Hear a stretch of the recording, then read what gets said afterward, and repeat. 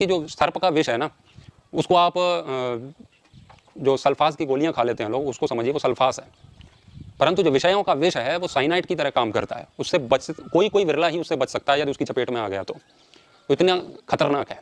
अब कौन कौन से विष हैं? तो शरीर पर प्रभाव डालने वाले तो आप जानते ही हैं, लेकिन जो मन पर प्रभाव डालने वाले जो विष हैं वो है विषय, जिसको ग्रंथकार कहते हैं कि विषस्य विषयाणाम च दृश्यते महदंतरम उपभुक्तम विषम हंति विषया स्मरणादपि।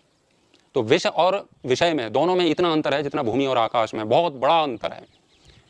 जो विष है उसको तो खाने से ही मृत्यु होती है, परंतु जो विषय है उनका स्मरण मात्र से ही आपकी मृत्यु होती है, मृत्यु की ओर जाते हैं। हमारा जीवन मृत्यु की ओर चलता जाता है यदि आप विषयों का स्मरण भी करते हैं तो। मात्र स्मरण से।